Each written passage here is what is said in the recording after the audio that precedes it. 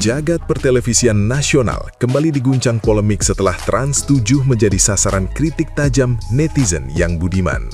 Stasiun televisi yang telah mengudara sejak 2001 itu menuai sorotan setelah menayangkan sebuah program yang sepenuhnya dibuat menggunakan AI.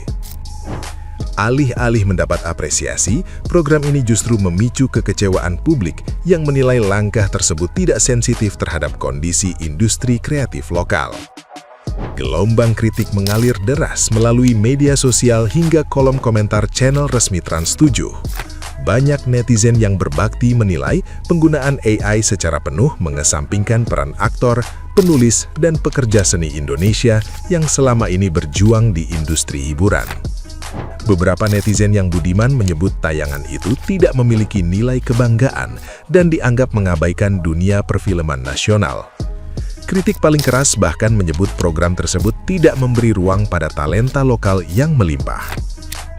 Polemik ini pun berkembang menjadi perdebatan lebih luas soal etika penggunaan AI di industri kreatif dan masa depan para pekerja seni di tengah gempuran teknologi. Nah, gimana nih menurut netizen yang terhormat? Silakan berkomentar ya. Trans 7 sekarang punya sinetron AI. Inilah ketakutan gue sejauh ini ya. Trans 7 perusahaan besar dengan bangganya mengeksplor, mengiklankan gitu ya, dengan bangganya sinetron pertama kali yang menggunakan AI. Apa mentang-mentang yang nonton semua sekarang TV itu adalah orang-orang daerah ya, orang-orang kampung ya, orang-orang yang mau dibodohin gitu ya. Menurut gue ini bukan salah satu inovasi terbaik sih ya, dan ini juga salah satu bukan pilihan terbaik ya, karena lo akan mengurangi budget perusahaan mungkin ya, tapi kasihan ya, artis-artis itu banyak yang mungkin akan kehilangan job ya. Apakah ini, gue mikir ya, apakah salah satu bentuk efisiensi dari perusahaan? Gila, kalian sadar nggak sih? Sekarang TV Indonesia udah mulai pakai sinetron yang isinya full AI. Aku awalnya kira ini cuma gimmick atau bercandaan internet, tapi ternyata beneran tayang. Ceritanya dibikin AI, visualnya AI, bahkan suaranya juga AI. Gila ya, rasanya kayak lagi nonton masa depan, tapi munculnya tiba-tiba banget. Di satu sisi, aku jujur kagum. Teknologi sekarang ngeri, bisa bikin cerita, karakter, sampai suasana yang kelihatan serius dan niat. Tapi di sisi lain, aku juga kepikiran. Terus manusia gimana? Penulis naskah, aktor, editor, kru kreatif, mereka selama ini hidup dari karya. Kalau semuanya diganti AI, jujur, itu agak serem dan bikin mikir panjang. Aku nggak bilang ini salah atau benar, tapi yang jelas ini tanda kalau dunia lagi berubah cepat banget. Gila. Dan kita lagi ada di tengah perubahan itu tanpa sadar. Menurut kamu, sinetron full AI itu keren atau justru bahaya buat industri kreatif? Sumpah gue lagi gak mood bercanda karena memang ini ancaman cuy buat kita. Banyak yang menghujat, banyak yang ngetawain, tapi gue rasa ini pola yang sama waktu TikTok awal masuk Indonesia. Bayangan mereka bikin acara TV yang biasanya modal juta-jutaan, sekarang cuma modal subscription. Dan ini mulai nunjukin kalau AI itu mulai diterima untuk berbagai kalangan cuy. Banyak yang ngetawain karena ini ngerusak perfilman Indonesia. Tapi tunggu dulu, ini AI di masa sekarang. Dengan AI yang sudah masuk ke pertelevisian, dia makin banyak input dong. Dan gimana kalau beberapa tahun lagi kualitasnya membaik gitu? Ini akan nunjukin kalau lu nggak belajar AI, lu bakal tertinggal cuy.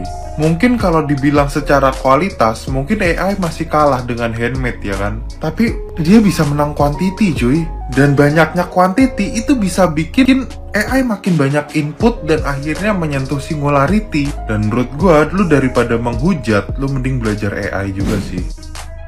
Trans 7 baru-baru ini bikin geger satu Indonesia dengan merilis acara televisi akhir pekan bertajuk Legenda Bertuah. Kita sama-sama tahulah industri televisi sedang tidak baik-baik saja. Entah didorong oleh keuntungan iklan yang semakin menipis, atau semata-mata tergiur oleh kepraktisan yang disediakan oleh kecerdasan buatan. Series yang mengadaptasi legenda atau cerita-cerita rakyat dari seluruh Indonesia. Sampai titik ini belum problematik sama sekali guys. Hingga kemudian kita ketahui bahwa dibuat mengandalkan teknologi kecerdasan buatan atau AI. Mulai dari visual, karakter, acting, hingga voice over. Elemen-elemen yang paling tidak kita ketahui dari luar, dari kemasannya gitu, dari materi promosinya. Nah, hukum apa yang kira-kira dilanggar oleh Trans7? Kemungkinan tidak ada. Tapi tayangan akhir pekan ini jelas melanggar prinsip dan etika kreativitas. Yang saat ini di mana-mana tengah diperjuangkan oleh seniman-seniman atau kreator di seluruh dunia gitu. Acara televisi ini juga terang-terangan menormalisasi keengganan atau potensi untuk melibatkan artis-artis lokal atau seniman-seniman lokal di karya atau program televisi.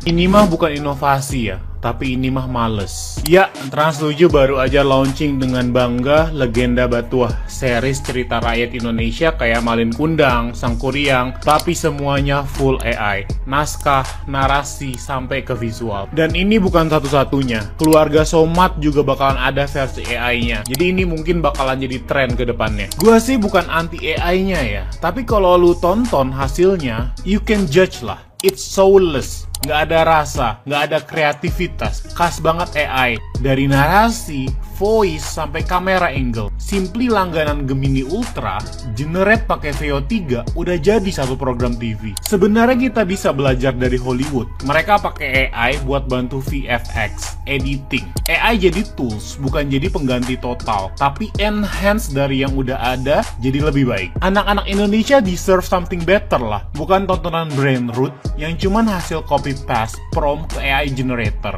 Jujur gua kecewa, bukan sama teknologinya, tapi sama cara pakainya. Inovasi atau males? Lo coba yang nilai.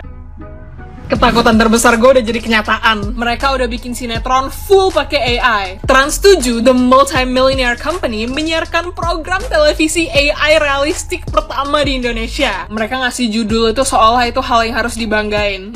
Gak ada yang bisa dibanggain dari ini, anjir, malu. Ini bukan cuma disrespect dunia perfilman, tapi ini juga disrespect seluruh penonton kalian. Kalian malah nyuapin penonton dengan AI slop yang gak berkualitas dan gak ada effort untuk dibikin. Mentang-mentang audiensnya orang tua dan anak-anak yang gak tahu apa-apa, bukan artinya kalian bisa seenaknya ngasih konten begini. Ini bibit-bibit yang bakal bikin masyarakat Indonesia gak bisa bedain mana yang AI, mana yang bukan. Ini bukan inovasi. Ini ngurangin lapangan kerja, mengecohkan masyarakat, menurunkan standar perfilman. Oh, and by the way, buruk banget untuk bumi. Kalau kalian tahu seberapa banyak air yang dihabisin setiap kali nge-generate sinetron yang gak seberapa itu. Kalau tujuannya untuk mengedukasi anak-anak tentang legenda di Indonesia, ini cara terburuk yang bisa kalian lakukan. Udah banyak animasi, sinetron asli, buku cerita, dan banyak karya lain yang bisa ngelakuin itu. Karya-karya yang perlu ribuan jam untuk dibuat, dan kalian ngedisrespect itu semua dengan menyiarkan ini. Orang di Indonesia jangan mau ya terima konten beginian. Kalian gak mau kan anak kalian pas gede nanti gak bisa bedain mana yang AI, mana yang bukan, karena mereka disuapin konten begini terus. Apalagi ini disiarin oleh perusahaan besar yang harusnya punya banyak banget budget untuk bikin sinetron beneran. Atau lagi efisiensi budget ya? Trans7 baru aja dengan bangga mengumumkan mereka akan menayangkan sinetron AI perdana. Saya justru merasa malu. Negara-negara tetangga kita di Asia udah mulai semakin maju animator lokalnya, kreator film lokalnya, industri film mereka sudah masuk banyak sekali festival. Kita malah bangga menggunakan AI. Fenomena ini mengingatkan aku kepada backlash yang dilakukan oleh netizen untuk iklan Coca-Cola Christmas Edition yang pakai AI. Netizen menghujat iklan Coca-Cola itu karena merasa direndahkan, merasa tidak dihargai sebagai customer, dan terlihat sangat malas. Sebaliknya, ketika teman-teman melihat iklan Porsche yang mereka bangga ngeklaim kalau iklan itu adalah 100% handcrafted, mereka berhasil menunjukkan bahwa mereka punya value brand yang tinggi dan gak sembarangan. Mereka sangat menghargai customer mereka dengan menciptakan iklan dengan budget yang tinggi, nge-create itu 100% buatan manusia. Fenomena ini menunjukkan kalau AI berhasil memperluas jurang kesenjangan kelas ekonomi. Ini realita pahit yang harus kita telan 2026, bahwa kreativitas sekarang milik orang kaya, karena ngebayar aktor, bayar animator, bayar kreator film, sutradara, kru di belakang layar, semua itu butuh duit yang gak murah, teman-teman. Dan kita yang menengah ke bawah ini disuguhin AI seolah-olah bisa ngebuat apa aja tapi justru itu adalah batas kreativitas kita dan batas sejauh mana kita bisa akses seni di dunia ini. Kita dijebak oleh mesin